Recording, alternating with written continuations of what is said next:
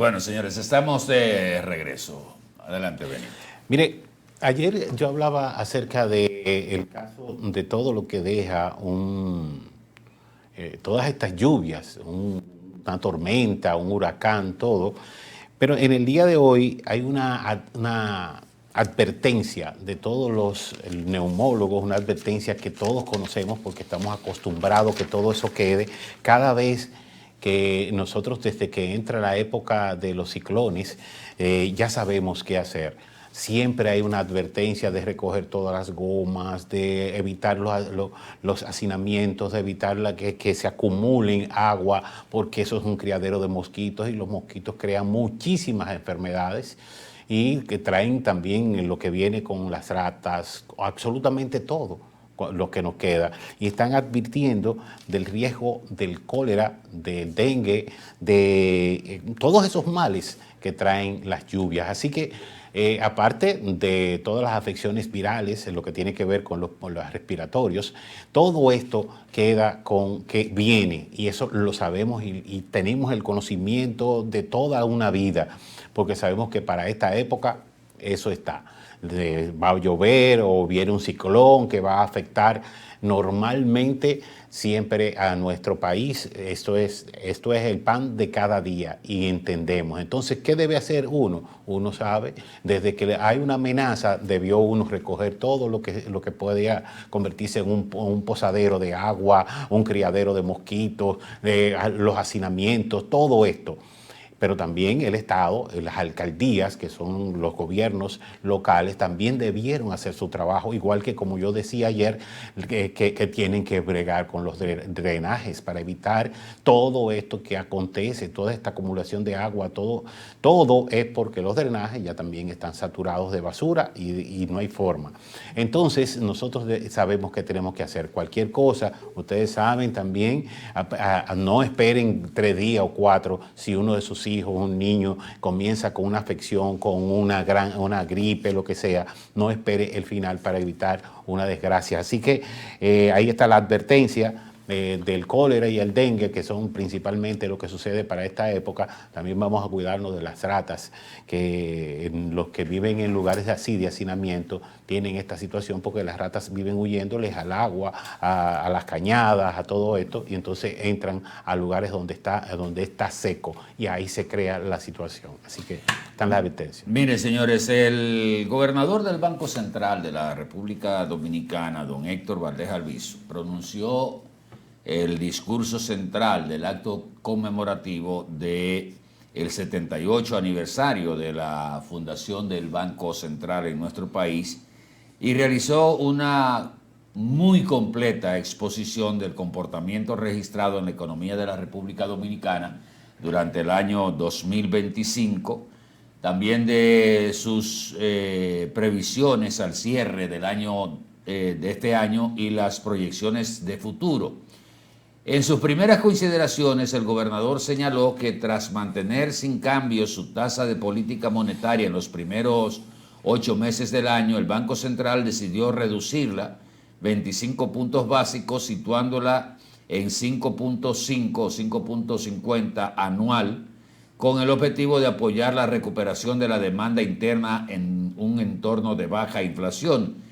Y asimismo indicaba el gobernador del Banco Central que la Junta Monetaria aprobó un programa de provisión de liquidez por 81.000 millones de pesos, de los cuales se han colocado 66.000 millones de pesos, facilitando el acceso al crédito de empresas y hogares, y se adoptaron además medidas macroprudenciales para reforzar la estabilidad financiera frente a la alta volatilidad de los mercados. Y me detengo ahí un momentito para irme a algunos números que dio más concentrado el gobernador del Banco Central. A la fecha, de esos recursos colocados por el Banco Central en los bancos comerciales, 81.000 millones de pesos, se han aprobado 66.000 millones de pesos. Eso equivale que hay unos 15.000 millones de pesos todavía que no han salido al mercado. Esta mañana conversaba con un casi grande, gran empresario, pero no puedo decir que es un empresario grande, pero pasa de la categoría de mediano. Y me hablaba justamente de esta cifra. Hay dinero en los bancos, pero la gente, los empresarios, sobre todo los pequeños y los medianos, tienen temor de ir a buscar prestado. Número uno, por la alta tasa de interés que están cobrando los bancos comerciales. Aunque el gobernador del Banco Central sitúa la tasa activa, o sea, la tasa de los préstamos en los bancos comerciales en 13.4%. En la realidad, Benito, aquí usted no consigue un préstamo, a menos que no sea en una de las ferias de vehículos o de inmobiliarias, por debajo del 17 y el 18%. O si usted es uno de los clientes preferenciales del banco, le pueden quedar en un 16 y hasta en un 15, pero un 13 usted no consigue un préstamo comercial. Pero la tasa promedio se ubicó en 13.4, que fue lo que señaló el gobernador del Banco Central. Y señalaba también en su discurso el gobernador del Banco Central que los ingresos por turismo ascendieron a 8.500 millones de pesos entre los meses de enero-septiembre, y por remesas se alcanzaron los 8.900 millones de pesos. Entró más dinero por remesa que por turismo a la República Dominicana. Las reservas internacionales se sitúan en 13.300 millones de dólares al cierre de septiembre, equivalente al 10.4 del Producto Interno Bruto y a casi 5 meses de importaciones. ¿Qué quiere decir eso? Que la República Dominicana tiene en sus reservas internacionales en el Banco Central el dinero para hacer frente a cualquier circunstancia que se dé o a cualquier invento o presión que se dé por especulación o acaparamiento de la divisa norteamericana en el mercado local. Lamentablemente, las intervenciones del Banco Central han sido positivas, pero por un tiempo limitado, porque cuando el dólar se dispara al 64, el Banco Central llama la atención, baja a 61 otra vez, pero al mes o a los 20 días vuelve otra vez a 64. ¿A cómo está el dólar hoy? A 64. A 64 pesos por uno.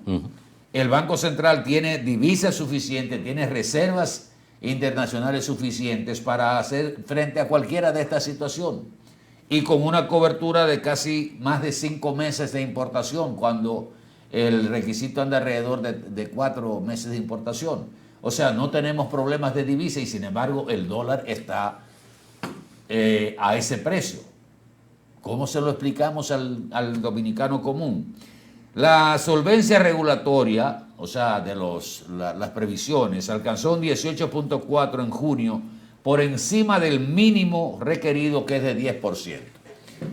La solvencia regulatoria es el 10% de lo que tienen los bancos en movimiento, que deben estar en el Banco Central como encaje. Los bancos tienen una disponibilidad de 18 en vez de 10. ¿Cómo le explicamos a la gente que no hay dinero en la calle? ¿Cómo? Es que la gente no está buscando los préstamos porque siente que no hay garantía de que va a poder pagar. Y usted embarcarse en un préstamo ahora con un 18, un 17, un 19, hasta un 15%, cuando el negocio suyo quizás lo que genera una ganancia de un 20 o un 25%, ¿qué negocio hay aquí que pueda dar una ganancia mayor de un 25%? Y si usted tiene que pagar un 15%, nada más por ese lado, ¿qué le va a quedar a usted? El sudor de la frente. Entonces, los fundamentos de la economía dominicana son excelentes y el clima de inversión se refleja justamente en la inversión extranjera directa, que somos el país de mayor inversión extranjera directa que tiene toda el área del Caribe. Estamos muy bien, pero el ciudadano no lo siente de esa manera. ¿Qué problema tenemos? Tenemos el mejor país del mundo para la mejor inversión, las exportaciones creciendo, las reservas internacionales, en un nivel excelente, óigame todo, pero ¿qué pasa? Que entonces la economía, ya el Banco Central, en palabras de don Héctor Valdés Albizu, dice que la economía va a cerrar con un crecimiento de un 2.5%. Aún por debajo de su pronóstico, inclusive, que usted decía que estaba en 2.5, 2.7. Y decíamos, si alcanzamos un 3, tenemos que darnos por el pecho, porque sería, óigame, una proeza.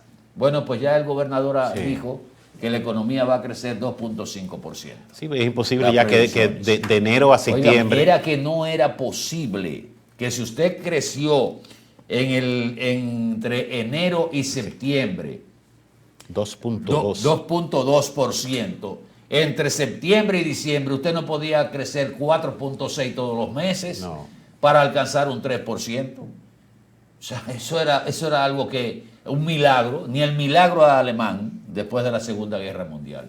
Entonces ya salen a reducir los números de verdad, los números que dicen el crecimiento va a ser de 2.5%. No es malo. Estamos comparado con América Latina. Estamos en el umbral del crecimiento de América Latina, pero vamos a estar muy por debajo de lo que ha sido en los últimos tiempos el crecimiento normal de la economía dominicana, que ayer decía don Magín Díaz, el ministro de Economía y Hacienda, que las proyecciones hay tanto por los organismos internacionales como los organismos nacionales de que el año que viene vamos a recobrar ese crecimiento que hemos tenido durante los últimos 50 años, que andaría alrededor de un 4.5 o un 5%. Ojalá que sea así y que la lección se aprenda. Pero todos estos números positivos, se contraponen con la sensación que tiene la gente de que no hay dinero, de que la cosa está apretada. Se contraponen también con que hay disponibilidad de dinero para prestar en la banca de República Dominicana, pero no hay quien lo vaya a buscar prestado. Usted dirá, ¿cómo? Porque el que tiene dinero se va al Pico Duarte, Benito, y la gente va a buscarlo allá. Cierto. Que Benito está prestando. Que Eri está prestando. Que Benito y Heriberto están prestando en el Pico Duarte. ¿A cómo? A un 5. Óyeme, todo el mundo coge para allá. Pero cuando le dicen, sí, él lo están prestando, en el Pico Duarte están ellos, lo están prestando a un 20. Ahí se quedó. De que, o sea, la búsqueda. No. Entonces, mientras usted tiene una tasa pasiva de un 6.5, está prestando al 17. Por eso es que se ha hablado que el margen en los intereses es demasiado alto entre lo pasivo y lo activo. Entre el dinero que usted pone el depósito en el banco le dan 6.5 y cuando se lo van a prestar se lo prestan al 15 y al 16. La diferencia es demasiado alta. Entonces, ¿quién se va a endeudar con un préstamo? Ahí hay 15.000 millones de pesos en los bancos, vaya a buscarlo. Si usted cree que puede pagarlo. Bueno. No se ha podido. Pero felicidades al gobernador del Banco Central y a todo un caramelito envenenado. A todo su equipo que han hecho un trabajo excelente. Excelente ha hecho un trabajo el equipo del Banco Central y la Junta Monetaria. Tenemos una estabilidad económica. Exhibimos números positivos todos. Así que en este nuevo aniversario del Banco Central, muchas felicidades a don Héctor Valdés Albizu y a todo su equipo que le acompaña. Ayer usted comentaba acerca del caso donde el Ministerio Público, el caso del Intran, usted lo comentaba, de Hugo Veras, Jochi Gómez y otros 10 personas más y 7 empresas que están involucradas en este caso. Y quiero compartir con usted y todos nuestros televidentes esta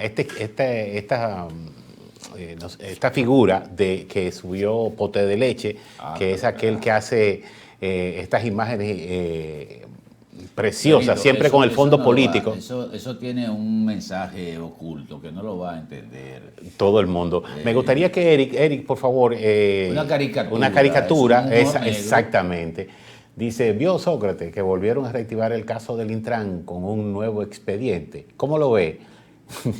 Dice, el JET solo set que no sé NASA. Senasa, no Senasa. ¿Usted sabe O sea, qué quiere decir eso? ¿Cuál es el mensaje? el mensaje, sí. No, que hay muchísimos otros casos que no sean, que no se, que no- Eso es haciendo alusión a la frase de Sócrates. Yo Sí. solo sé que no sé inclusive es una figura nada. parecida. Yo solo sé que no sé Sí. nada. Pero el mensaje es, la reactivación del caso del Intran es para tapar lo de Senasa o para ponerle un caramelo a la gente que ha estado reclamando, incluyéndonos a nosotros en Sí. primer plano, el accionar del Ministerio Público. Yo no me sobrepongo a la duda de que sea así. Vamos a agarrar el caso del Intran, que es el que tiene Sí. 2 años, más de 2 años. El caso del Intran es del año 2023. 2 años después es que se está haciendo la acusación formal de los imputados, agregando a 2 personas más. Pero el caso del Senasa, que está ahí y que tiene desde noviembre del año 2024, ahora todavía no tenemos información de qué ha hecho el Ministerio Público. Mientras tanto, vamos a meter el del Intran, que ya se sabe cuáles son los imputados. La mayoría tenía medidas de coerción consistente en prisión preventiva, que terminó siendo revisada y poniendo otro tipo de medida de coerción y facilitando la libertad de movimiento. Y decimos, estamos trabajando, nos pusimos las pilas. Pues no. Vamos a una pausa, venimos en un momentito. Por favor, quédese con nosotros.